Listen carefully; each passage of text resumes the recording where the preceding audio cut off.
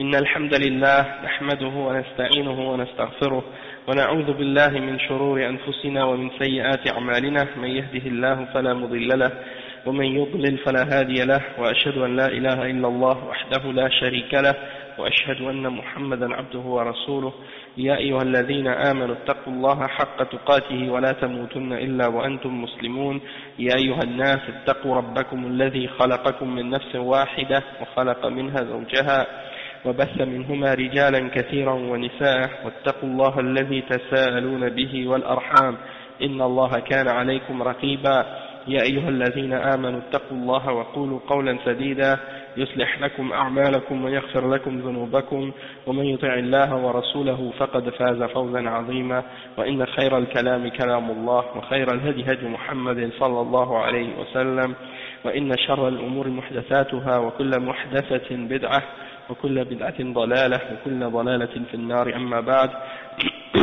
Donc on commence aujourd'hui le cours numéro 10 dans l'explication des 40 hadiths de l'imam al-Nawawi et on est toujours dans le hadith numéro 2 dans l'explication des piliers de la foi, Arkan al-Iman, et on explique maintenant le pilier numéro 6 qui est le dernier pilier de la foi, c'est-à-dire la foi en al-Qada ou al-Qadar, la prédestination et le décret d'Allah subhanahu wa ta'ala. Puis, en commençant en même temps, on se rappelle que toutes nos actions, elles n'auront de valeur que selon leurs intentions.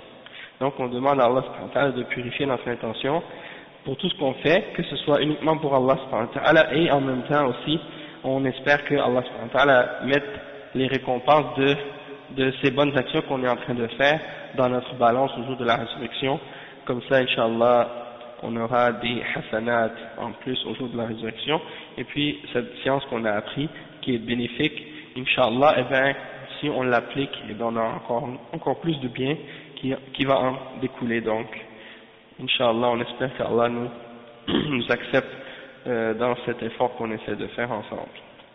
Le cheikh il dit فلا بد من الإيمان بالقدر بجميع هذه المراتب فمن زعم أنه لا قدر وأن العباد هم الذين يخلقون أفعالهم دون قدر الله كالمعتزلة فهذا إن كان متبنيا لهذا الرأي وهو يعلم الأدلة ولكنه ينكرها ويأخذ برأيه فهذا كافر بلا شك.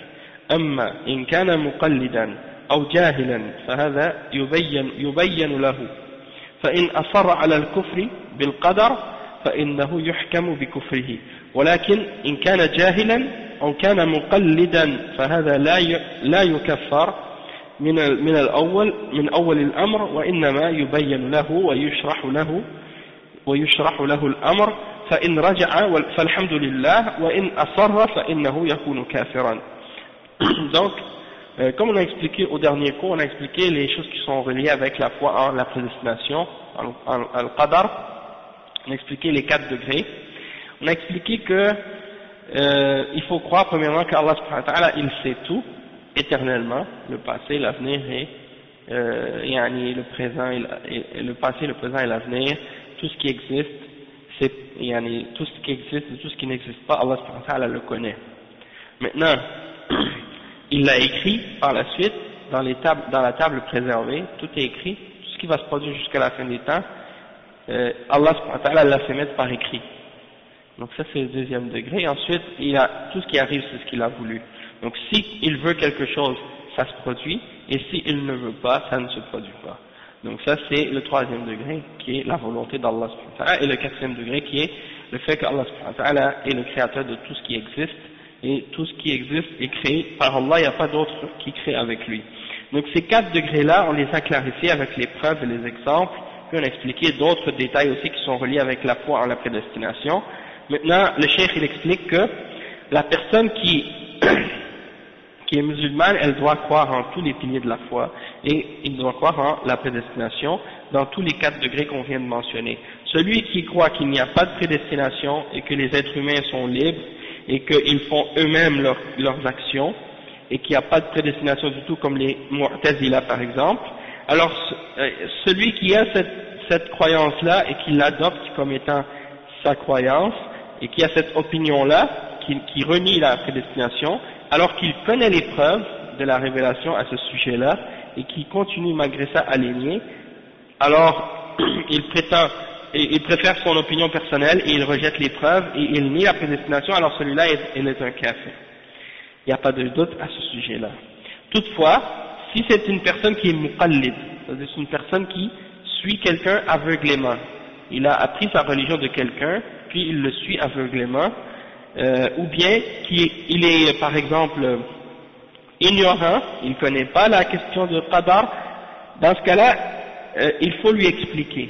Il faut lui expliquer, écoute, il y a les principes dans l'islam, il y a le qadar, et voici les explications, voici les règles, voici les preuves. D'accord, on lui explique. S'il persiste à nier ça, dans ce cas-là, on dira qu'il est kafir.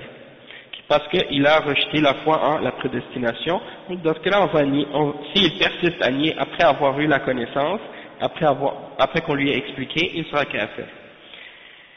D'accord? Il dit,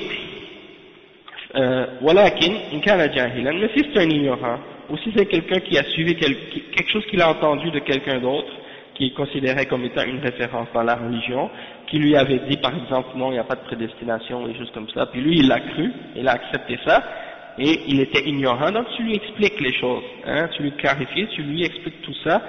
S'il revient, alhamdulillah, s'il persiste à nier la prédestination, alors dans ce cas-là il sera kafir.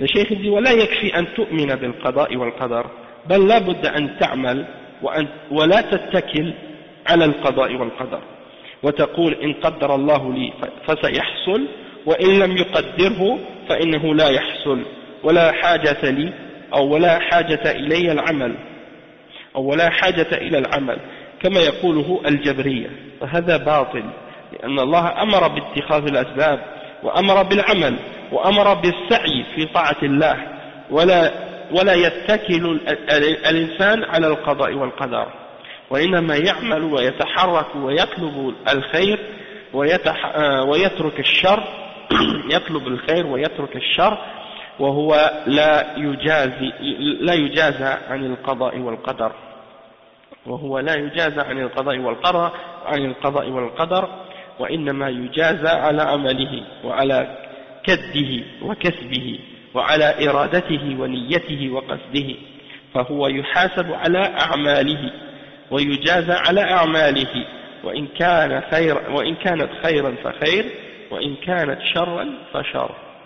Donc le cheikh explique ici que c'est pas suffisant juste de dire que tu crois en la prédestination, que tu dises avec ta bouche je crois au décret et en la prédestination. Il faut absolument que tu agisses, que tu fasses les actions et que tu ne te reposes pas uniquement sur ta foi en la prédestination en disant par exemple si Allah subhanahu wa ta'ala a prédestiné que ça va m'arriver, donc ça va m'arriver. Et s'il n'a pas prédestiné que ça va m'arriver, ça va pas m'arriver. Et j'ai pas besoin de faire les actions. Il dit non, ça c'est pas correct. Ça, ceux qui disent ça, c'est les Jabriya. Les Jabriya qui sont une des sectes qui ont dévié au sujet de la prédestination. Et donc ça c'est totalement incorrect. Allah subhanahu wa ta'ala, la raison pour laquelle c'est la raison pour laquelle c'est incorrect, c'est parce que ces gens-là, ils disent Allah, il nous a, comme si, le cheikh il dit, la raison pour laquelle ce qu'ils disent est incorrect, c'est parce que Allah subhanahu wa ta'ala nous a ordonné de prendre les moyens et de faire les causes nécessaires pour avoir quelque chose. Tu peux pas dire par exemple, je vais avoir un enfant, puis tu restes assis, tu ne cherches pas à te marier et puis tu trouves pas une femme. Tu peux pas dire je veux de l'argent, puis tu restes assis chez toi, tu cherches pas à travailler, tu cherches pas un moyen de gagner ta subsistance. Tu peux pas dire par exemple je veux aller en voyage, puis tu veux pas chercher un moyen pour t'organiser pour faire ton voyage. Il faut que tu prennes les moyens nécessaires. Tu peux pas dire si Allah a prédestiné ça, si Allah a prédestiné que par exemple je vais aller étudier l'islam dans un pays musulman ou que je veux faire la hijra, donc je veux faire la hijra, j'ai pas besoin de rien faire, juste à rester assis et à attendre. Non, ça c'est pas correct. Allah subhanahu wa ta'ala nous ordonne de faire les actions et de faire les moyens, de prendre les moyens nécessaires pour arriver à ce qu'on veut et de faire les efforts pour obéir à Allah subhanahu wa ta'ala, de pas uniquement se reposer sur la prédestination et sur le décret divin. Donc tu dois bouger, tu dois agir, tu dois chercher, tu dois faire le bien, tu dois abandonner le mal et tu seras récompensé non pas sur ce qui a été prédestiné et sur ce qui a été décrété, mais tu seras récompensé selon tes actions et selon qu'est-ce que tu as acquis, qu'est-ce que tu as voulu, qu'est-ce qui a été ton intention, qu'est-ce qui a été tes objectifs, qu'est-ce qui a été tes actions. Donc c'est là-dessus que tu vas être jugé. Tu vas être jugé sur ce que tu as fait, sur ton travail, sur tes actions. Si c'est du bien, tu auras du bien. Si c'est du mal, tu auras du mal. Après il dit وهذه أركان الإيمان وأركان الإسلام والإسلام والإيمان مرتبتان عظيمتان من مراتب الدين فإذا اجتمع بأن ذكر الإسلام والإيمان فسر الإسلام بالأعمال الظاهرة وفسر الإيمان بأعمال القلب كما في هذا الحديث حديث عمر كما في قوله تعالى إن المسلمين والمسلمات والمؤمنين والمؤمنات أما إذا ذكر أحدهما وحده دخل فيه الآخر فإذا ذكر الإسلام وحده دخل فيه الإيمان لأنه لا يكون إسلاما صحيحا إلا بالإيمان وإذا ذكر الإيمان وحده دخل فيه الإسلام لأنه لا يكون إيمانا صحيحا إلا بالإسلام فلا بد من اجتماع الأمرين ولا ينفع أحدهما دون الآخر فلا إسلام بدون إيمان ولا إيمان بدون إسلام يعني لا تكفي الأعمال الظاهرة عن أعمال القلب ولا تكفي أعمال القلب عن الأعمال الظاهرة ومن ثم قال العلماء إن الإسلام والإيمان إذا ذكر جميعا افترقا في المعنى يعني إن الإسلام والإيمان إذا ذكر جميعا افترقا في المعنى ففسر الإسلام بكذا فيفسر الإسلام بكذا ويفسر الإيمان بكذا وإذا ذكر أحدهما فقط دخل فيه الآخر comme les ulama disent. Bon, on va expliquer ça. Le cheikh dit, bon, maintenant on a fini d'expliquer les 6 piliers de la foi. Maintenant on va rentrer dans un autre sujet, c'est-à-dire, on va expliquer, disons, qu'est-ce que ça représente ces deux piliers, ces deux principes de la religion là. On a expliqué Al-Islam en premier, qu'est-ce que ça signifie avec les 5 piliers, puis on a expliqué Al-Iman, qu'est-ce que ça signifie avec les 6 piliers. Maintenant, ce sont 2 degrés parmi les degrés de la religion, et ce sont 2 parmi les grands degrés de la religion, il y en a 3 en tout, le troisième qui est Al-Ihsan, le perfectionnement de la foi. Ça on va l'expliquer par la suite, mais avant de rentrer dans Al-Ihsan, on veut comprendre un point, c'est que des fois on retrouve la mention dans certains versets ou dans certains hadiths, la mention de Al-Muslimoun, puis on mentionne dans d'autres textes Al-Mu'minoun, puis dans des textes on mentionne les deux ensemble, Al-Muslimin et Al-Mu'minin en même temps dans le même verset. Qu'est-ce que ça signifie ces choses-là? Quand on dit quelqu'un est musulman, est-ce que ça veut dire qu'il n'est pas mu'min? Si on dit seulement islam, est-ce que ça implique seulement l'islam sans al-iman, ou bien ça implique les deux ensemble, islam et iman en même temps? Hein? Est-ce qu'on peut dire de quelqu'un qu'il est musulman, mais qu'il est musulman, mais qu'il n'est pas mu'min? Et qu'est-ce que ça implique quand on dit ça? Et est-ce qu'on peut dire de quelqu'un qu'il est mu'min sans qu'il soit musulman? Et qu'est-ce que ça impliquerait? Donc c'est pour ça que les ulama ont clarifié cette question-là, parce qu'il y a eu des gens qui ont dévié dans cette question-là. Ok? Et le chef l'explique.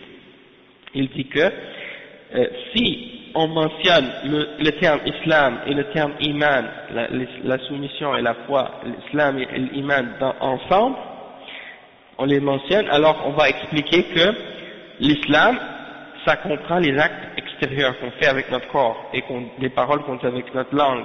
C'est ça l'islam, al-a'mal al-zahira.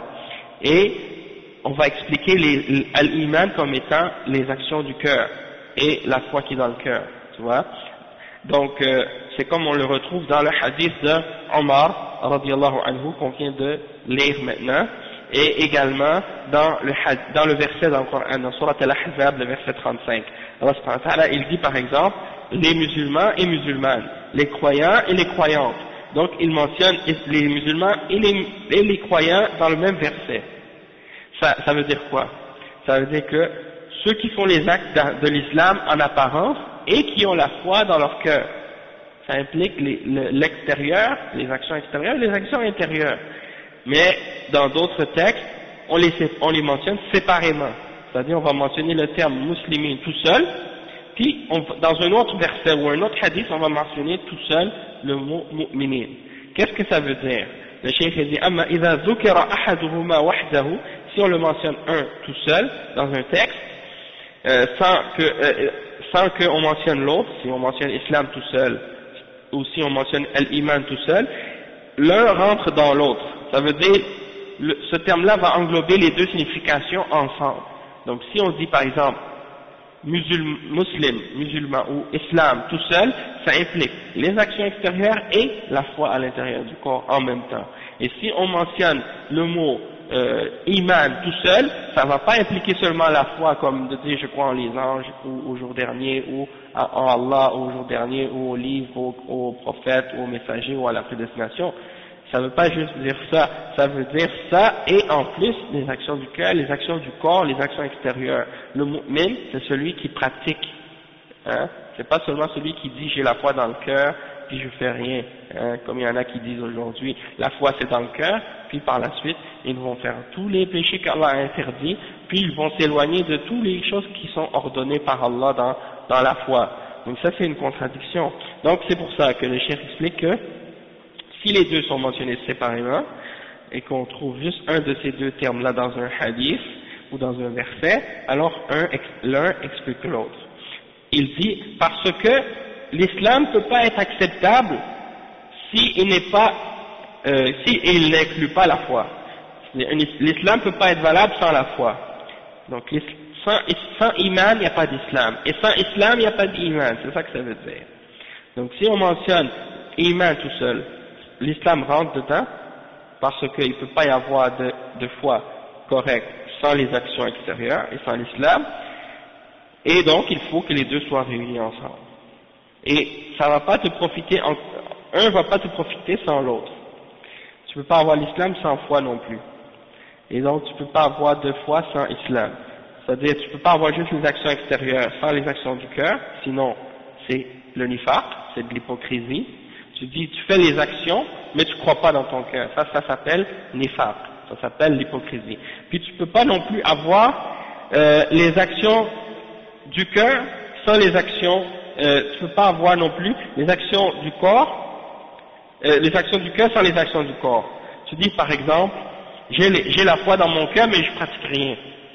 Ça c'est une sorte de, ça en fait c'est une sorte de contradiction, puisque en fait la foi qui est dans le cœur, si elle est réellement dans le cœur, elle va te pousser à faire les actions, elle va te pousser à agir, ok? Et donc les deux sont ensemble, les deux doivent être ensemble. Et c'est pour ça que les ulama ils le résument tout ça en disant, s'ils sont rassemblés, ils se séparent, et s'ils sont séparés, ils se rassemblent, ils se réunissent. إذا اجتمع افترق وإذا افترق اجتمع. Qu'est-ce que ça veut dire?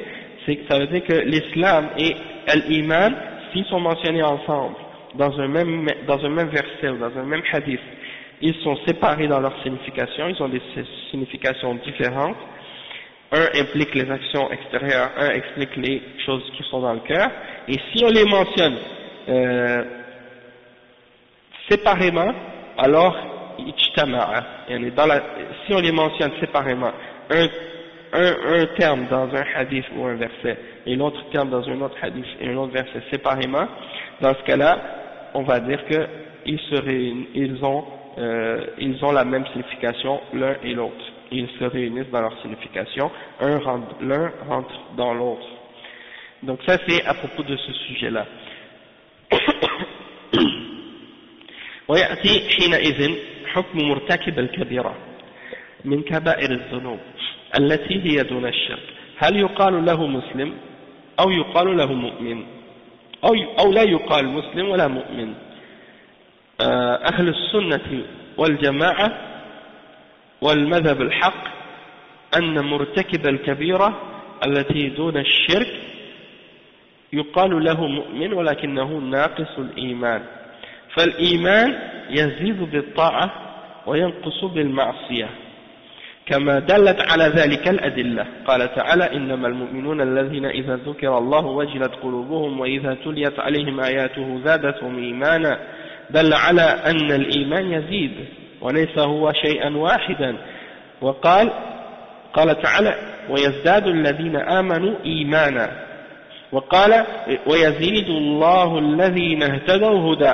فالإيمان يزيد بالطاعات وينقص بالمعاصي حتى يصل إلى مثقال ذرة، كما في حديث الأمر بالمعروف والنهي عن المنكر قال صلى الله عليه وسلم من لم يستطع فبقلبه وذلك أضعف الإيمان، فدل على أن الإيمان يكون ضعيفا ويكون قويا.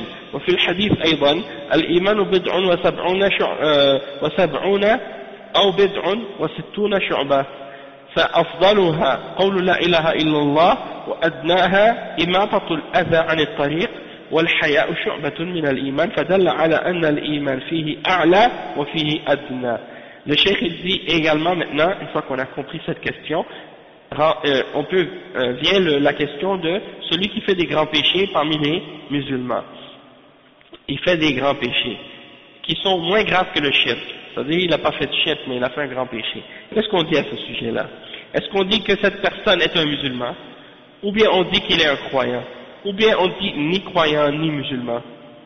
Les gens de Ahl Sunnati wal Jama'a, qui est la voie de la vérité à ce sujet-là, ils disent que celui qui fait un grand péché, qui est moins grave que le shirk, on dit à son sujet qu'il est mu'min. Sauf que, on dit qu'il a une foi qui est faible, qui est affaiblie. Parce que la foi, elle augmente avec les obéissances et les bonnes œuvres, et elle diminue avec les péchés qu'on fait. Comme c'est mentionné dans les preuves de la charia. Donc, Allah subhanahu wa ta'ala dit dans le verset 2 dans Surat Al-Anfal, les croyants sont uniquement ceux que lorsqu'on leur mentionne Allah, leur cœur frémisse, et lorsqu'on leur mentionne ces versets, ça augmente leur foi. Il y a beaucoup de versets comme ça. Il y a un verset dans Surat Tawbah qui dit Ayyukum zadathu hadhihi imana. À propos du verset qui est révélé, ils se demandent, les croyants entre eux, lequel d'entre vous ce verset a-t-il fait augmenter sa foi? Ok, et je lisais un livre d'Ibn al-Qayyim al-Jawzi à ce sujet-là, et il expliquait que comment ça fait augmenter la foi? Ça fait augmenter la foi dans le sens que lorsque ce verset-là est révélé, eh bien ils y croient. Déjà de un, ça fait augmenter leur foi. Et en plus, il y a des ordres qui vont être descendus dans ce verset. Donc ça veut dire que ça va être des actions qu'ils vont accomplir.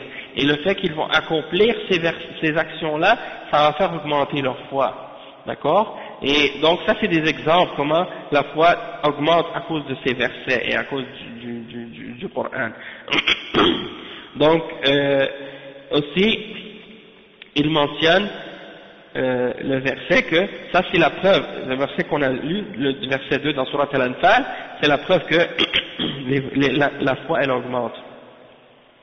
Et que la foi c'est pas un bloc, une seule chose qui est un tout, comme dans le sens que c'est pas une chose unique, comme par exemple une chose unique qui reste telle quelle, qui grossit pas ou qui diminue pas. La foi non.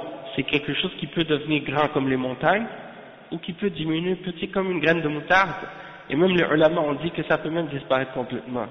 Donc c'est pour dire que la foi c'est pas quelque chose qui reste fixe, qui reste toujours statique, qui est toujours la même, pareil tout le temps, qui reste toujours au même niveau, qui augmente pas, qui diminue pas, non. La foi c'est quelque chose qui augmente et qui diminue selon tes actions.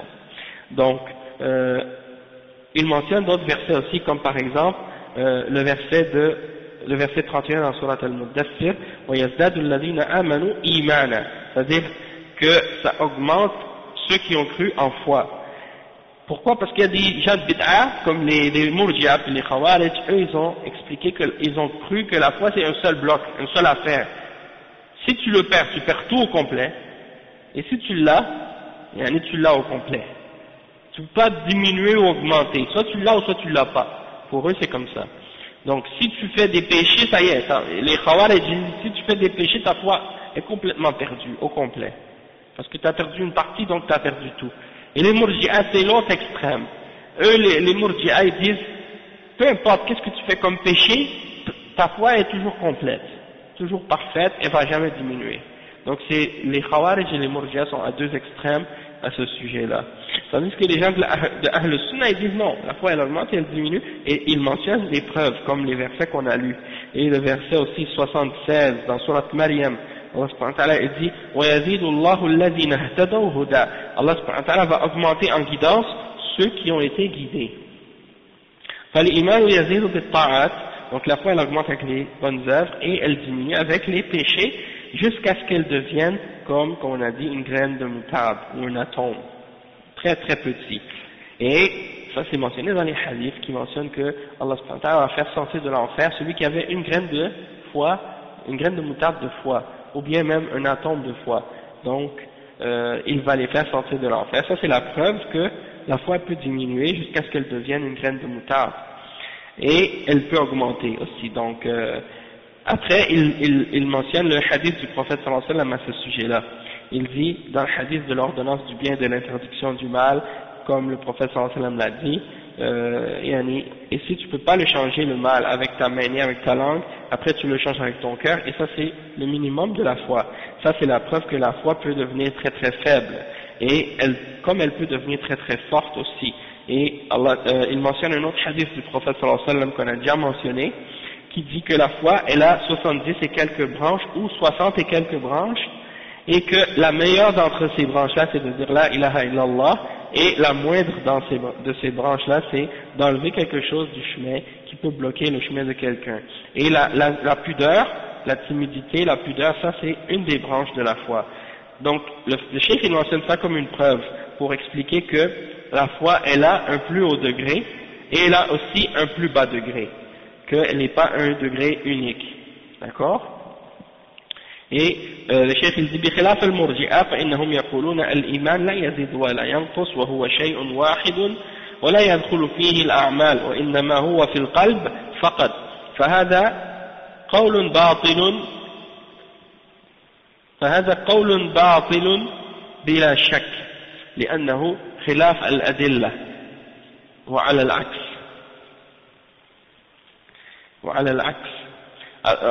العكس الخوارج فإنهم يقولون مرتكب الكبيرة التي دون الشرك كافر ليس عنده إيمان فيسلبونه الإيمان بالكلية ويجعلونه كافرا مخلدا في النار والعياذ بالله فهؤلاء يسلبونه الإيمان نهائيا والمرجئة يعطونه الإيمان كاملا فهذا تناقض بينهم. أما أهل الحق وأهل المذهب الصحيح فإنهم يقولون إن الإيمان يزيد بالطاعة وينقص بالمعصية وليس إيمان الناس على حد سواء فمنهم من هو مؤمن كامل الإيمان ومنهم من هو مؤمن ناقص الإيمان. Le cheikh explique, il dit que, comme on a expliqué, la foi elle augmente et elle diminue. Contrairement aux Murji'a. Les Murji'a ils disent que la foi c'est quelque chose fixe qui n'augmente pas, qui ne diminue pas, c'est une chose unique. Et les actions ne font pas partie de la foi selon eux. Donc peu importe qu'est-ce que tu fais comme action, tu n'es pas plus croyant. Et peu importe qu'est-ce que tu fais comme péché, tu n'es pas moins croyant chez les Murji'a. Et ça c'est une erreur, c'est une grave erreur. C'est pour ça maintenant vous allez voir des gens, ils font rien de la religion, et quand ils voient des gens qui prient, qui pratiquent la religion musulmane, ils leur disent t'es pas plus musulman que moi, même si tu pries. Et ça c'est la contradiction, parce que la foi elle augmente avec les actions et elle diminue avec les actions, et les actions elles diminuent avec les péchés, et les actions font partie de la foi, c'est une partie intégrante de la foi. Donc plus tu fais d'actions, plus ta foi est grande. Moins tu fais d'action, moins ta foi est grande. Et le cheikh il dit que eux les Murji'a ils disent que la foi c'est seulement qu'est-ce qui est dans ton cœur. Donc tu peux voir la pire des individus, même si c'est un criminel, un tueur, un trafiquant de drogue, un meurtrier, un voleur, un voyou, un bandit. Il fait pas la prière, il fait pas le jeûne, il fait pas le hajj, il fait rien de la religion musulmane, et il désobéit à tout ce qu'Allah ordonne, et puis quelqu'un va le voir et va dire, ah lui c'est un bon gars, il a un bon cœur. Pourquoi? Parce que pour eux, ils pensent que la foi c'est juste dans le cœur, et que les actions n'ont rien à voir avec la foi. Peu importe qu'est-ce que tu fais. Ça c'est une contradiction, et c'est une parole qui est totalement fausse. hein, puis ils vont voir par exemple le musulman qui est pratiquant, qui pratique les ordres de sa religion, hein, qui suit les règlements et les principes de sa religion, qui s'éloigne des choses qui sont interdites, et puis ils vont dire ah lui il n'est pas bon, juste parce qu'il a fait quelque chose qu'il n'aimait pas ou des choses comme ça. Parfois tu vas voir des gens comme ça qui jugent comme ça les gens sans se référer aux références de l'islam et aux principes de la religion. Donc c'est pour dire qu'il y a des musulmans qui ont cette idée-là de la croyance des Murji'a sans même connaître les Murji'a. Tu vois des gens qui disent la foi c'est dans le cœur, ils n'ont jamais étudié les livres des Murji'a, ils n'ont jamais étudié ces croyances-là, mais c'est quelque chose des fois qui rentre par d'autres façons, parce que c'est rentré dans la culture de certains musulmans, et chez les soufis, cette idée-là elle est bien répandue, bien ancrée, et c'est aussi la aqida des Asha'ira, et les Asha'ira sont des Murji'a dans la croyance, et les Maturidiyya aussi. Donc ces deux groupes-là, ce sont ceux qui ont le contrôle des grandes universités dans le monde musulman. Disons que les croyances qui sont enseignées dans les grandes universités musulmanes, dans le monde musulman, en dehors de l'Arabie Saoudite, sont des universités qui sont sur les croyances de la secte des Asha'ira et des Maturidiyya. Et donc c'est pour ça que par la suite vous allez trouver que les chouyours qui parlent au nom de ces gens-là, lorsqu'ils expliquent l'islam et la foi, ils vont dire non c'est pas grave, la foi c'est dans le cœur, tu peux faire ce que tu veux.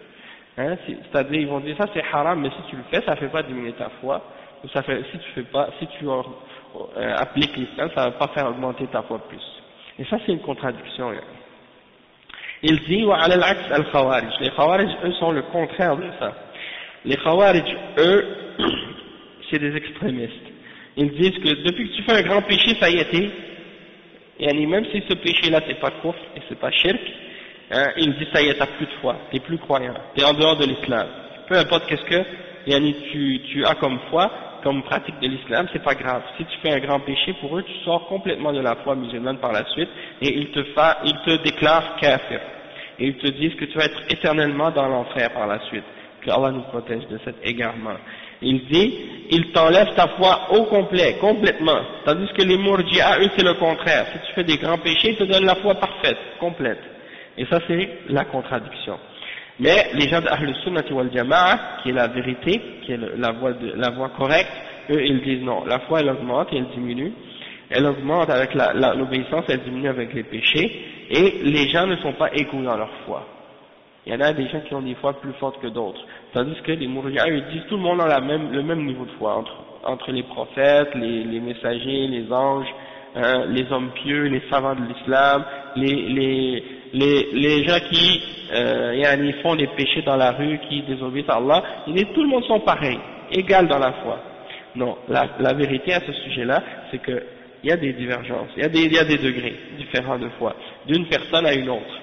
Et à l'intérieur d'une même personne, il y a des fois elle augmente, des fois elle diminue. Et entre les gens aussi, il y a des différences de foi d'une personne à l'autre, comme on l'a dit. Donc, il y en a qui peuvent avoir une foi complète, il y en a qui peuvent avoir une foi faible, et ainsi de suite.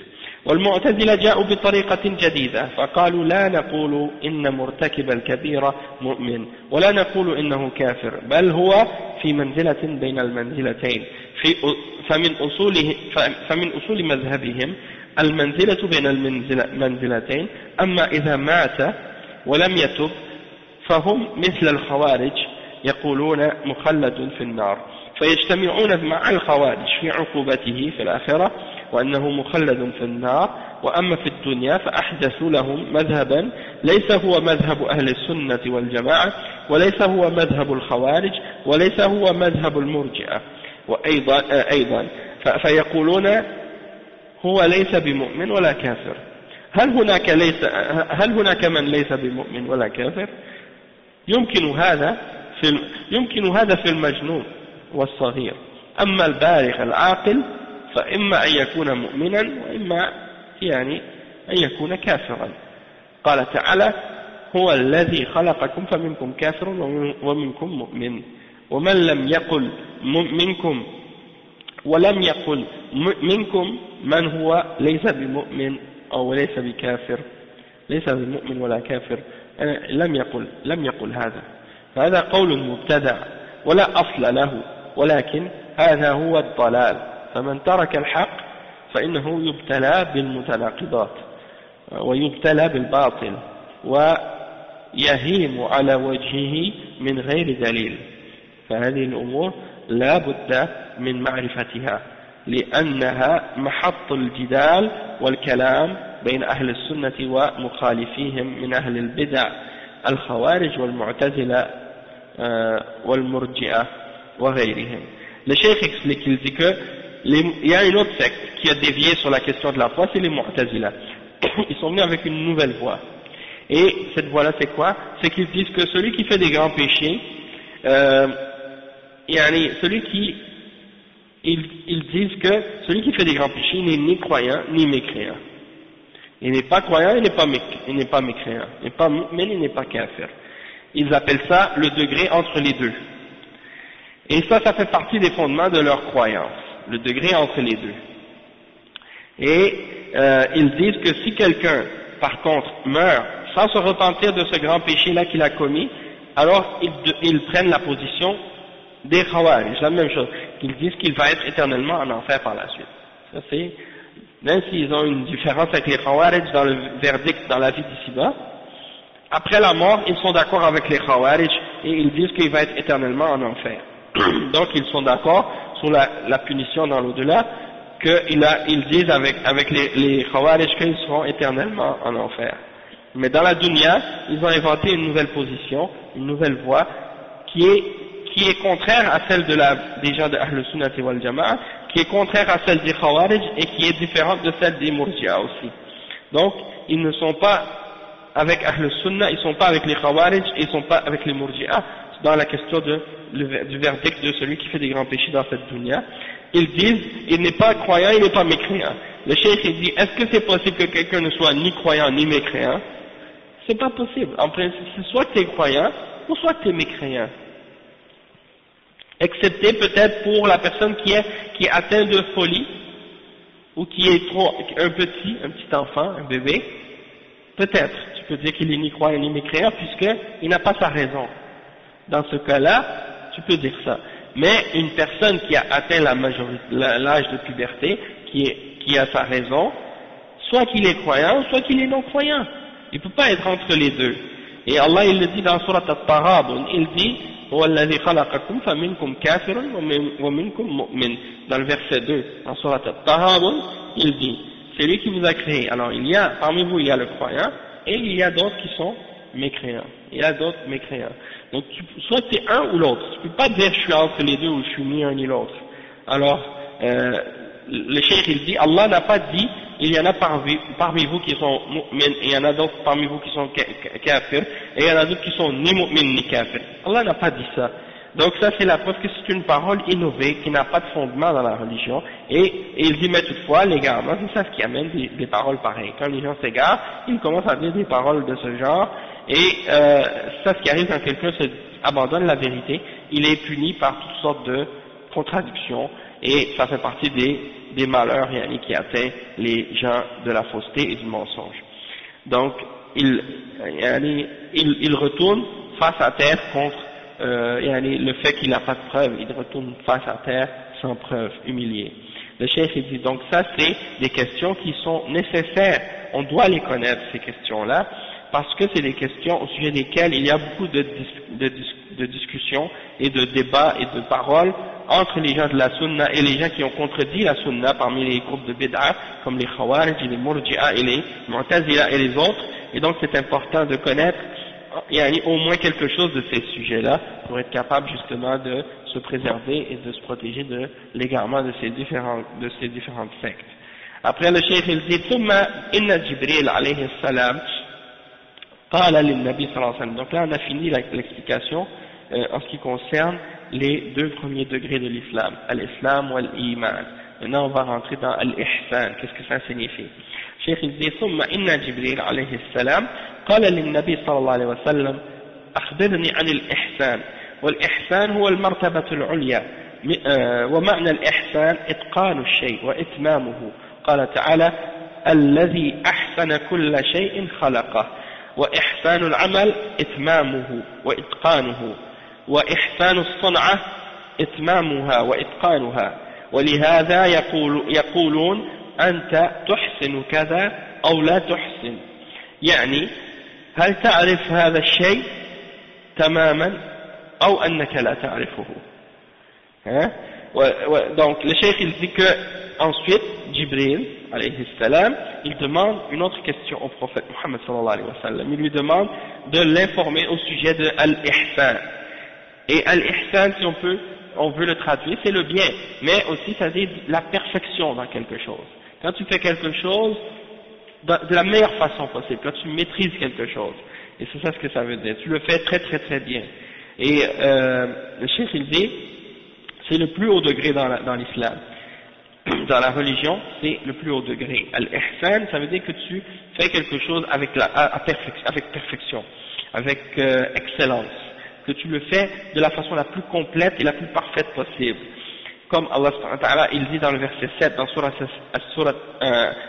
As-Sajda, il dit Alladhi ahsana kulla shay'in khalaqa, en parlant d'Allah subhanahu wa ta'ala qui dit Allah subhanahu wa ta'ala il dit il est celui qui a fait à la perfection tout ce qu'il a créé. Il a fait tout ce qu'il a créé à la perfection. Donc quand on dit par exemple qu'on fait une action avec ihsan, ça veut dire qu'on l'a fait d'une façon complète et parfaite, et qu'on l'a fait avec maîtrise. Et quand on dit qu'on maîtrise une affaire qu'on est en train de fabriquer, ou un artisan plutôt, quand il fabrique quelque chose ou qu'il fait quelque chose, il le fait avec itqan, avec itmam, c'est-à-dire qu'il fait cette chose-là avec perfection, avec maîtrise, avec un savoir-faire.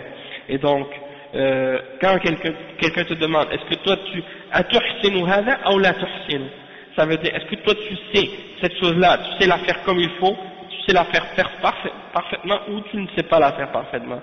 C'est ça ce que ça signifie al-ihsan. Et le cheikh il dit wal-ihsanu yakunu bayna al-'abdi wa bayna rabbih bi'ibadati Allah wahdahu la sharika lahu wa yakunu al-ihsanu bayna an-nas بالصدقة والمعروف وبذل الخير والدعوة إلى الله وتعليم العلم النافع. قال تعالى وأحسنوا إن الله يحب المحسنين. وإحسان العمل إتقانه بأن يكون على السنة وليس فيه بدعة، فإذا كان في العمل بدعة فإنه ليس من إحسان العمل. قال تعالى بلى من أسلم وجهه لله وهو محسن. وقال صلى الله عليه وسلم من عمل عملا ليس عليه أمرنا فهو رد. وقال إياكم ومحدثات الأمور فإن كل محدثة بدعة. وإحسان العمل إخلاصه لله عز وجل وموافقته للسنة. ولهذا قال بلى من أسلم وجهه لله وهو محسن، فقوله أسلم وجهه بالتوحيد والإخلاص وهو محسن أي متبع للرسول صلى الله عليه وسلم ولم يتقرب إلى الله بالبدع والمحدثات. Le cheikh explique que la bonté ou l'ihsan, la perfection de quelqu'un dans le rapport qu'il a entre lui et dans le rapport ou la relation qu'il y a entre lui et son Seigneur par son adoration, c'est par son adoration. Donc l'ihsan entre un être humain et son Créateur et son Seigneur, c'est par son adoration pour Allah subhanahu wa ta'ala lui seul, sans lui donner de partenaire. Il adore Allah uniquement sans lui donner de partenaire. Et l'ihsan envers les gens, d'avoir l'ihsan envers les autres, ça c'est en leur donnant du bien, en faisant du bien, et en leur donnant qu'est-ce qui est bien, en les invitant à Allah subhanahu wa ta'ala, en leur enseignant la science qui est bénéfique, et en donnant le sadaqa, des choses comme ça. Tout ça, ça fait partie de l'ihsan envers les hommes. Et donc on peut comprendre qu'il y a l'ihsan entre l'homme et son créateur, et l'ihsan entre les hommes entre eux. Et chacun a sa signification. Et il mentionne le verset 195 dans Surat Al-Baqarah, dans lequel Allah subhanahu wa ta'ala dit wa ahsinu, c'est-à-dire faites preuve de ihsan, agissez avec ihsan. Allah aime les muhsinin, c'est-à-dire Allah aime ceux qui font leur adoration avec ihsan et qui font du bien autour d'eux. Et il mentionne également après que l'ihsan de faire l'ihsan fil amal ou ihsanul amal, c'est-à-dire de faire l'action pour qu'elle soit en accord avec la sunna, pour qu'elle soit exempte de toute bid'ah, de toute innovation, qu'elle soit en accord avec la révélation. Et وهذا في العمل وإذا كان العمل, donc il dit si dans l'action que tu fais il y a une innovation, si c'est quelque chose qui n'a pas de référence dans le Coran et dans la Sunna, alors ça ne fait pas partie de faire preuve de ihsan dans tes actions. Et il mentionne le verset 112 dans Surat Al-Baqarah, dans lequel Allah subhanahu wa ta'ala dit, certes celui qui s'est soumis à Allah subhanahu wa ta'ala, qui a soumis son visage à Allah subhanahu wa ta'ala, alors qu'il est muhsin, c'est-à-dire qu'il est muhsin, c'est-à-dire qu'il a de l'ihsan dans ses actions et tout, donc ça veut dire qu'il fait ses actions à la perfection et en accord avec la sunna. Donc aussi le prophète sallallahu alayhi wa sallam a dit, celui d'entre vous qui fait une action qui ne fait pas partie de notre religion, elle ne sera pas acceptée, elle sera rejetée. Ça c'est le hadith rapporté par Al-Bukhari et Muslim. Et il y a, ça c'est la version de Muslim, selon Aïcha radiyallahu anha, on va le lire plus tard dans les hadiths qui vont suivre. Et il y a aussi le hadith qui mentionne le fait que le prophète sallallahu alayhi wa sallam a dit, prenez garde aux innovations, aux nouvelles choses dans la religion, parce que toute nouvelle chose est une bid'ah. Donc de faire une action avec ihsan, ça veut dire de la purifier pour qu'elle soit uniquement pour Allah subhanahu wa ta'ala et pour qu'elle soit en accord avec la sunna du messager sallallahu alayhi wa sallam. Donc Allah subhanahu wa ta'ala dit bala man aslama wajhahu lillahi, ça veut dire certes celui qui a soumis son visage à Allah et qui est muhsin. Le cheikh explique man aslama wajhahu, celui qui a soumis son visage, ça veut dire avec le tawhid et la sincérité et la pureté dans ses actions et dans ses intentions, avec l'ikhlas. Wa alaykum salam wa rahmatullahi wa barakatuh. Ça va Hamza? Barakallahu fik. Hassan, kif al-hal? On a deux Hassan avec nous aujourd'hui, mashallah. Hein? On a un double de Hassan, on a un double de bien. Kabir, salam alaikum. Votre compagnon Faranaz est parti, hein? Il est allé en France, hein, pour se marier, mashallah. Qu'Allah lui donne le tawfiq. Khair, inshallah. A'anak Allah, shafak Allah. Et na'am, wa fika barak Hassan. Bon, au moins on a un Hassan avec nous qui reste. Hein? Mashallah. Wa alaykum salam wa rahmatullahi wa barakatuh. Donc, comme je disais, donc c'est ça. Celui qui soumet son visage à Allah, c'est-à-dire par le tawhid et par l'ikhlas, par l'unicité dans sa foi à Allah subhanahu wa ta'ala, qu'il adore Allah seul et qui n'associe rien avec lui, et qu'il purifie son adoration pour Allah seul, et qui est muhsin, c'est-à-dire qui suit l'exemple du messager Muhammad sallallahu alayhi wa sallam, et qui ne se rapproche pas à Allah subhanahu wa ta'ala par des innovations et par des choses nouvelles dans la religion. وفي هذا الحديث الإحسان أن تعبد الله كأنك تراه، وهذا هو الإحسان بين العبد وبين ربه، أن تعبد الله موقنا به ومؤمنا به تمام الإيمان حتى كأنك تراه ببصرك من شدة الإيمان، لأن الشيء الذي يرى لا شك فيه، فعندما ترى الجدار لا تشك فيه، أو ترى الباب لا تشك فيه أبدا. فالإحسان أن تعبد الله جل وعلا كأنك تشاهده بعينك من قوة إيمانك ويقينك، وإلا فإن الله لا يرى في هذه الدنيا، لأن الخلق لا يستطيعون رؤية الله في هذه الدنيا، وإنما يراه المؤمنون يوم القيامة في الجنة إذا أعطاهم الله قوة يستطيعون بها أن يروا ربهم. أما في هذه الدنيا فلا أحد يرى الله معاينة، وإنما يراه بقلبه وإيمانه ويقينه كأنه يشاهده. Le cheikh il dit ici,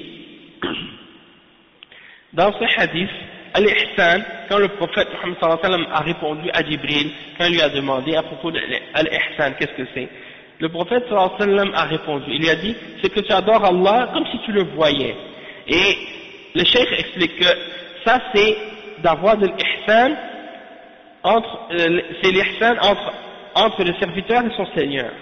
C'est-à-dire que tu adores Allah subhanahu wa ta'ala avec la conviction et avec la foi certes complète que yani, tu crois en lui à un tel point que c'est comme si tu le voyais avec tes yeux.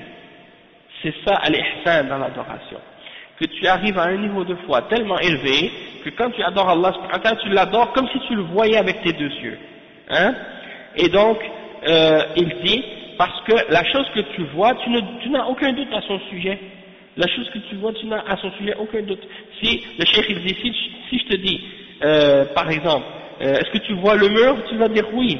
Est-ce que tu vois la porte, hein, tu vas dire oui. Donc tu doutes pas au sujet de la porte, tu doutes pas au sujet du mur. Eh bien, quand tu adores Allah subhanahu wa ta'ala avec ihsan, c'est la même chose. C'est comme si tu étais témoin et que tu voyais Allah subhanahu wa ta'ala avec tes propres yeux à cause de la force de ta foi et de ta conviction et de ta certitude en Allah subhanahu wa ta'ala.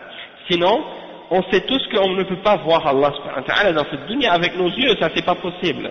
Hein? On n'est pas capable, on n'a pas la capacité de le voir avec nos yeux dans ce monde. Et contrairement à certains parmi les soufis qui prétendent qu'ils peuvent voir Allah dans ce monde avec leurs yeux, ça c'est de l'égarement. Hein?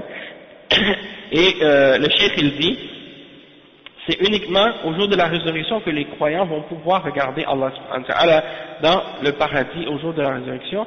Allah va leur donner une force qu'ils n'ont pas dans ce monde. Ils vont être capables avec ça de voir leur Seigneur dans ce monde d'ici-bas. Mais dans l'au-delà. Mais dans ce monde d'ici-bas, ils ne pourront pas le voir avec leurs yeux. Ils peuvent le voir avec leur cœur, c'est-à-dire avec leur cœur ou bien avec leur foi ou leur certitude, dans le sens que ils sont témoins d'Allah subhanahu wa ta'ala avec leur cœur, avec leur certitude, avec leur foi, comme le cheikh il le dit. Mais ils ne peuvent pas le voir avec leurs yeux dans la vie d'ici-bas.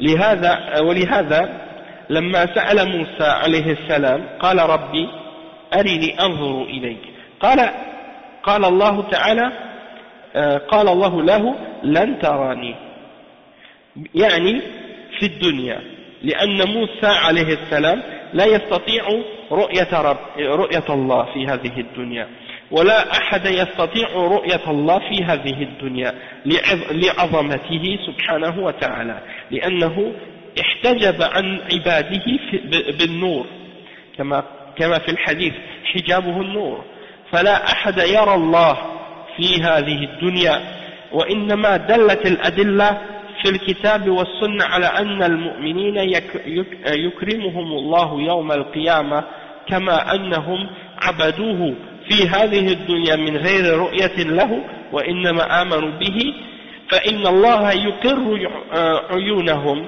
بأن يتجلى لهم ويرونه عيانا بأبصارهم سبحانه وتعالى. Le cheikh il dit en ce qui concerne Moussa alayhi salam, quand les gens lui ont demandé à l'époque il a demandé de voir Allah subhanahu wa ta'ala. Moussa alayhi salam a demandé à Allah subhanahu wa ta'ala de le voir, il a demandé de le voir. Et Allah subhanahu wa ta'ala lui a répondu, tu ne me verras pas. Ok? C'est-à-dire dans cette vie d'ici-bas. C'est pas une négation pour toujours. C'est-à-dire, ça veut pas dire que quand il dit tu ne me verras pas, ça veut pas dire que tu vas jamais me voir jusqu'à, même dans l'au-delà, non. Ça veut dire que tu ne me verras pas dans cette vie d'ici-bas. Lan tarani. Hein? Tu vas pas me voir dans ce monde. Mais il dit لأن موسى عليه السلام لا يستطيع رؤية الله parce que Moussa il ne peut pas supporter de voir Allah dans ce bas monde. Hein? Il n'y a personne qui peut supporter la vue d'Allah dans ce bas monde parce qu'il est trop grand, Allah subhanahu wa ta'ala. Et il est couvert d'un voile de lumière. Allah subhanahu wa ta'ala, il est voilé par un voile de lumière. Ok? Et il s'est voilé de ses serviteurs par de la lumière. C'est pour ça que l'imam Muslim, il rapporte selon Abu Moussa al-Ash'ari que Allah subhanahu wa ta'ala a un voile de lumière. Son voile est de lumière.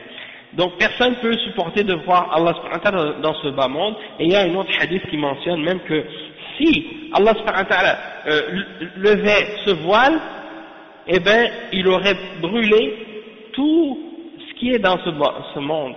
Tellement c'est avec la force, tellement que Allah subhanahu wa ta'ala a une force hein, et que sa lumière est forte, il aurait fait brûler tout ce qui existe dans ce monde s'il avait soulevé ce voile. Donc, ça c'est la preuve que personne ne peut voir Allah subhanahu wa ta'ala dans ce bas monde. Et les preuves du Coran et de la Sunna nous indiquent que Allah subhanahu wa ta'ala va honorer les croyants au jour de la résurrection, du fait qu'ils vont adorer Allah dans ce bas monde sans le voir. Allah subhanahu wa ta'ala va les récompenser à cause qu'ils ont cru en Allah sans voir avec leurs yeux Allah subhanahu wa ta'ala, et bien Allah va leur permettre de voir Allah subhanahu wa ta'ala avec leurs yeux au jour de la résurrection, en récompense de ça. Et il dit également أما الكفار لما لم يؤمنوا بالله في هذه الدنيا فإن الله يحجبهم عن رؤيته يوم القيامة قال تعالى كلا إنهم عن ربهم يومئذ لمحجوبون. فإذا كان الكفار يحجبون عن الله في الآخرة فإن المؤمنين يرون ربهم سبحانه وتعالى كما تواترت بها الأدلة فقوله كأنك تراه هذا دليل على أنه لا يرى في الدنيا معاينة وإنما يرى في القلب واليقين والإيمان الذي لا يخالطه شك فهذه أعلى المراتب. Le cheikh dit en ce qui concerne les kuffars, les non-croyants, ceux-là, ils n'ont pas cru en Allah subhanahu wa ta'ala dans cette vie d'ici-bas, et donc Allah subhanahu wa ta'ala va les voiler. Il ne va pas leur permettre de le voir au jour de la résurrection. Comme Allah subhanahu wa ta'ala, il dit dans Surat al-Mutaffifin, le verset 15, il dit, certes non, ils vont être ce jour-là voilés de leur Seigneur. Ils ne vont pas pouvoir regarder ou voir leur Seigneur. Ça c'est lorsque les kuffars au jour de la résurrection vont être devant Allah subhanahu wa ta'ala. Allah va faire en sorte qu'ils seront voilés, ils ne pourront pas voir Allah subhanahu wa ta'ala. Et les croyants, eux, vont voir leur Seigneur. Et donc, ça c'est mentionné dans plein de hadiths qui atteignent un grand nombre de transmetteurs, de narrateurs, c'est rapporté de façon mutawatir.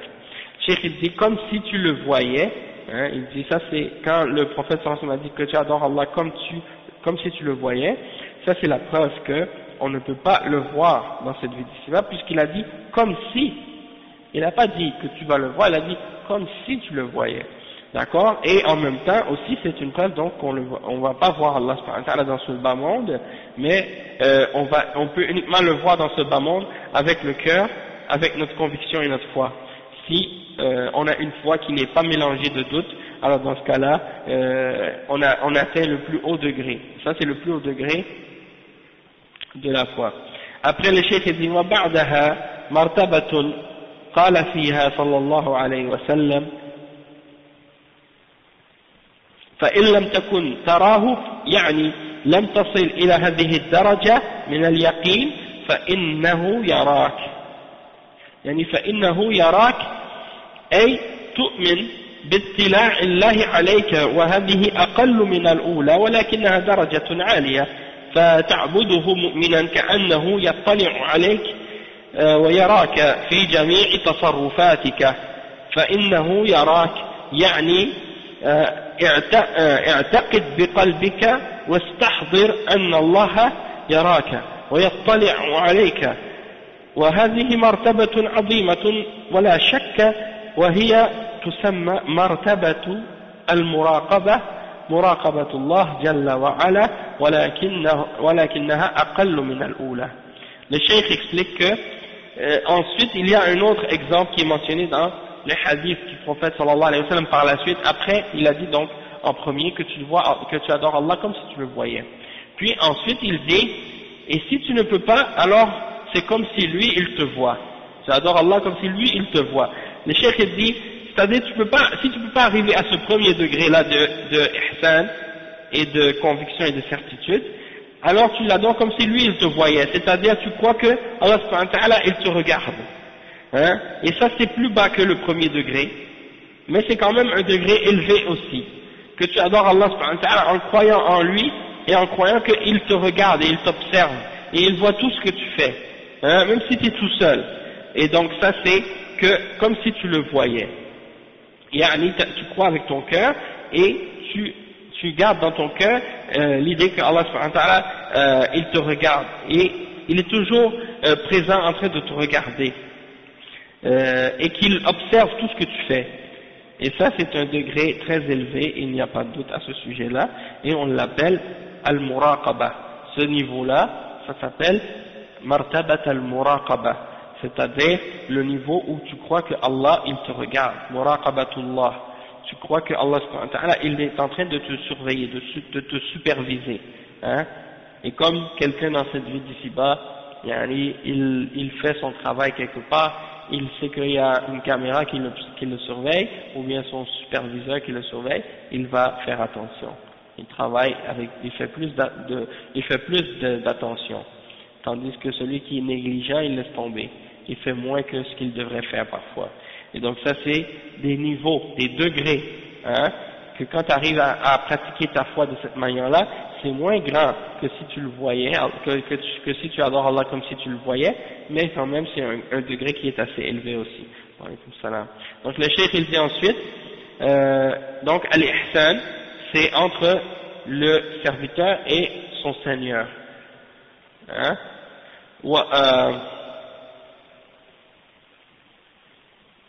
Et c'est ça que le messager d'Allah sallallahu alayhi wa sallam a expliqué dans ce hadith. Que tu adores Allah subhanahu wa ta'ala avec une certitude et avec conviction. Ok?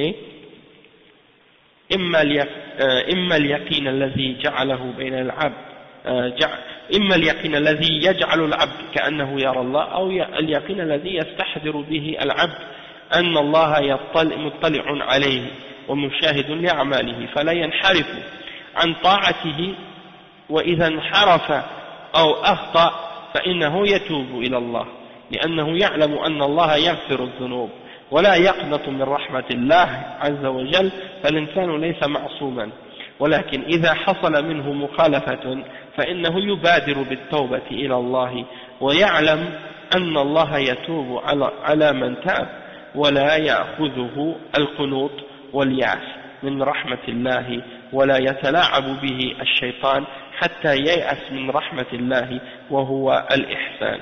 Le cheikh il dit donc que le croyant il adore Allah avec certitude, avec foi, soit avec la foi et la certitude qui fait qu'il l'adore comme s'il le voyait, ou bien avec la foi et la certitude qui fait en sorte qu'il comprend que Allah est présent en train de le regarder. Et muttali'un alayh, il le surveille et il est témoin de tes actions. Donc tu ne vas pas dévier dans tes actions et dans ton obéissance. Ton obéissance va être faite avec perfectionnement, avec foi et avec perfectionnement et de la meilleure façon. Et si tu fais une faute, ou si tu dévies, ou tu fais un péché, eh bien tu te repentis à Allah subhanahu wa ta'ala, tu demandes pardon pour ton péché, tu te repens, parce que Allah subhanahu wa ta'ala, parce que tu sais que Allah subhanahu wa ta'ala, il te pardonne tes péchés. Donc tu perds pas ton espoir en la miséricorde d'Allah subhanahu wa ta'ala, parce que l'être humain n'est pas infaillible, l'être humain n'est pas parfait, hein, il n'est pas infaillible. Et lorsqu'il fait une faute ou quelque chose en contradiction avec la foi, il se dépêche, il se précipite pour se repentir à Allah subhanahu wa ta'ala, parce qu'il sait que Allah subhanahu wa ta'ala va accepter la repentance de celui qui se repentit et qui demande pardon. Et il ne va pas commencer à perdre espoir, à désespérer de la miséricorde d'Allah subhanahu wa ta'ala. Il ne va pas laisser le shaitan commencer à jouer avec lui jusqu'à ce qu'il arrive à perdre espoir en la miséricorde d'Allah subhanahu wa ta'ala. Ça c'est al-ihsan, c'est ça al-ihsan. Donc on peut voir aussi que, comme on a expliqué tout à l'heure par rapport à la foi, on a expliqué que si quelqu'un par exemple a commis des grands péchés, ça ne veut pas dire qu'il est en dehors de la foi. Il est toujours dans la foi, il est toujours un croyant. Il n'est pas en dehors de l'islam non plus. Donc il est toujours dans l'islam, il est toujours dans la foi, sauf que sa foi est diminuée, sa foi est faible. Maintenant, il y a un point que je voulais mentionner à ce sujet. Ah oui, c'est pas une condition pour que quelqu'un soit un croyant qu'il soit parfait, qu'il n'ait pas de péché. Sauf que lorsqu'il fait un péché, il se repentit. Il demande pardon à Allah subhanahu wa ta'ala. Wa alaykum salam wa rahmatullahi wa barakatuh. Bilal, كيف الحال؟ بخير؟ إن شاء الله. Ouais, ça va très bien, alhamdulillah. Alhamdulillah. Donc, le cheikh il dit ensuite, فدل هذا الحديث على أن الدين يتفاضل وأن بعضه أعظم من بعض فأول مراتبه هي الإسلام وهو الانقياد لله عز وجل وهو على قسمين. القسم الأول إسلام معه إيمان سواء كان قليلا أو كثيرا وهذا إسلام المؤمنين وهو الإسلام الصحيح الذي يثاب عليه وهو الإسلام الذي معه إيمان وهو الإسلام الذي معه إيمان يصححه ولو كان قليلا. ولهذا قال تعالى قالت الأعراب آمنا قل لم تؤمنوا ولكن قولوا أسلمنا. وليس معنى هذا أن هؤلاء الأعراب منافقون ولكن معناه أنهم لم يتكامل عندهم الإيمان وهم ادعوا منزلة لم يصلوا إليها حينما قالوا آمنا. فلو قالوا أسلمنا لكان هذا هو التعبير السليم. ولهذا قال الله ولكن قولوا أسلمنا ثم قال ولما يدخل الإيمان في قلوبكم. لما للمستقبل الذي ليس موجودا الآن ولكنه سيوجد. فالله بشرهم بأن الإيمان سيدخل في قلوبهم في المستقبل ويقوى إيمانهم شيئا بعد شيء ولكنهم استعجلوا وقالوا آمنا فهم ادعوا منزلة لم يصلوا إليها فلذلك أنكر الله عليهم وبين اللائق بهم وأن الإيمان لا يكمل نفسه ويدعى لا يكمل نفسه ويدعي شيئا لم يصل إليه. قال ولكن قولوا أسلمنا ولما يدخل الإيمان في قلوبكم. يعني قال ولكن قولوا أسلمنا ولما يدخل الإيمان في قلوبكم لم يقل لم تؤمنوا بل قال لما يعني وفرق بين لما ولم. لم للنفي المطلق وأما لما فللنفي المؤقت. Donc le chef explique que donc ce hadith-là nous explique que la religion elle a des parties et que certaines parties sont meilleures que d'autres, sont plus élevées que d'autres, et que certaines parties de l'islam sont plus grandes que d'autres parties.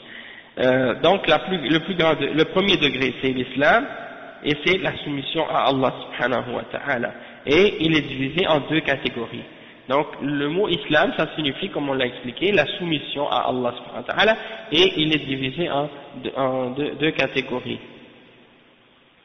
La première catégorie c'est l'islam qui est avec la foi, qui comprend la foi. Que ce soit une foi qui est grande ou petite, un islam c'est la foi.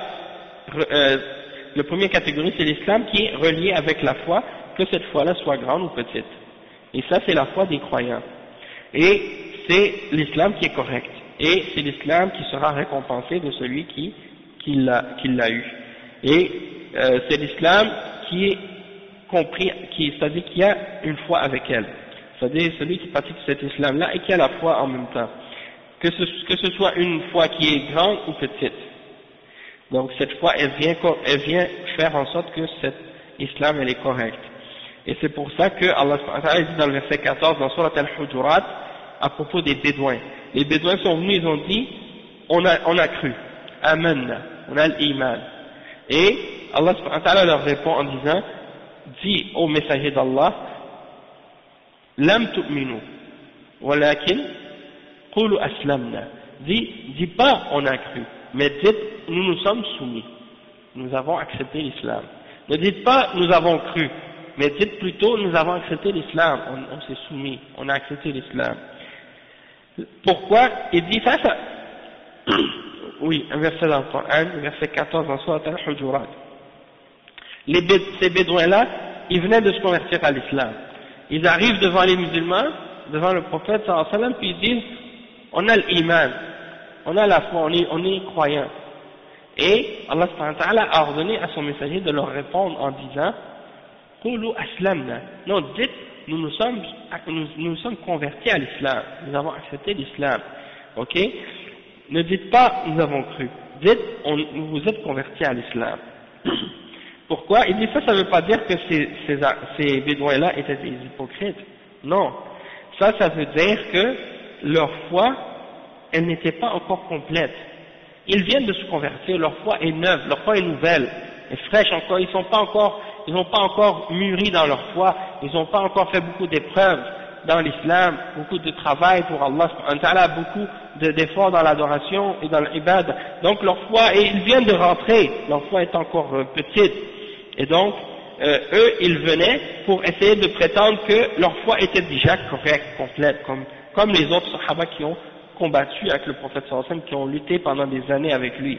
Donc, Allah subhanahu wa ta'ala, c'est comme s'il leur disait, non, ne dites pas, nous avons cru, mais dites plutôt, nous sommes convertis à l'islam, et vous n'avez pas encore atteint ce niveau de foi-là.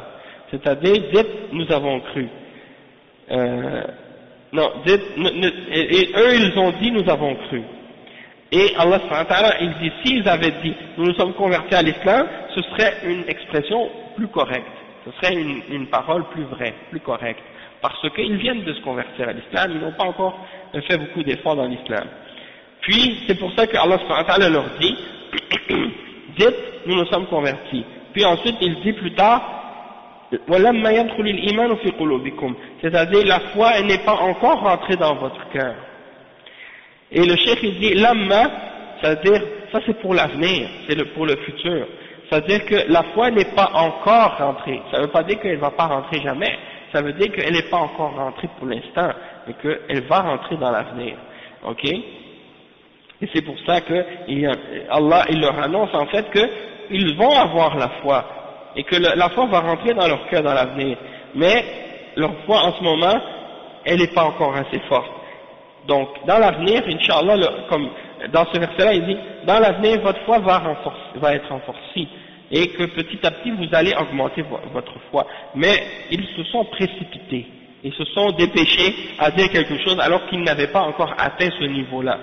Et donc, ils ont dit, on a cru, ils ont prétendu un niveau de foi qu'ils n'avaient pas encore atteint, et c'est pour ça que Allah subhanahu wa ta'ala les a blâmés et a dénoncé ce qu'ils avaient dit, et il leur a clarifié ce qui était le plus propice pour eux, ou le plus correct pour eux à dire, et il dit que une personne, elle n'est pas, la yukammil nafsahu wa yadda'i shay'an. Donc c'est-à-dire, tu vas pas te compléter toi-même pour te déclarer toi-même croyant et prétendre quelque chose que tu n'as pas encore atteint.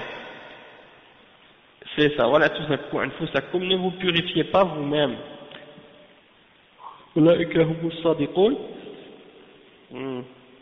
Donc c'est ça. Comme le frère Hamza dit, ça c'est juste après ce verset-là, il est clarifié. Et comme le cheikh dit, ils ont dit, mais plutôt dites, nous nous sommes soumis. Nous sommes convertis à l'islam, mais la foi n'est pas encore entrée dans leur cœur. Et après ce verset-là, comme le frère il dit, Allah mentionne qui sont les vrais croyants.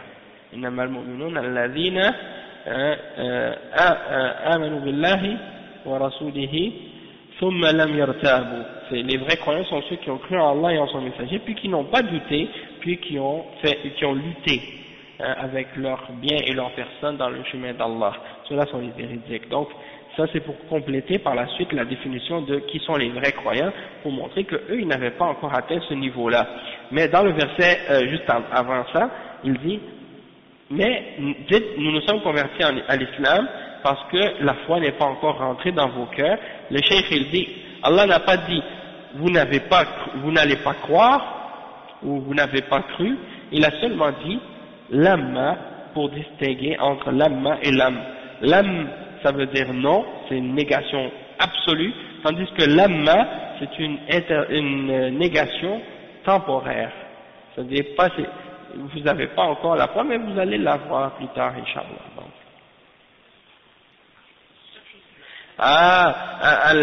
Al-A'rabu ashaddu kufran wa nifaqan. Peut-être c'est ça. Mais c'est vrai qu'il y en a le verset ne dit pas que les gens qui sont dans la campagne sont des hypocrites, qui sont dans les bédouins qui sont des hypocrites. Le verset dit, il y en a parmi les bédouins quand ils sont des hypocrites, sont plus durs dans leur hypocrisie et dans leur ignorance, etc., que ceux qui sont hypocrites dans les autres. Mais ça veut pas dire que les bédouins sont des hypocrites, parce que juste après dans ce verset-là, juste le verset après qui suit, eh bien Allah dit, parmi les bédouins, il y en a qui croient en Allah et qui cherchent des moyens de se rapprocher d'Allah en donnant des sadaqat, etc., etc.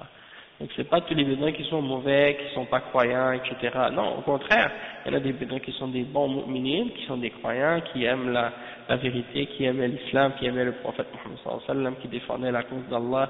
Donc c'est pas une règle générale. Donc nous on va s'arrêter ici, Inch'Allah, subhanakallahumma wa bihamdik, ashhadu an la ilaha illa anta astaghfiruka wa atubu ilayk.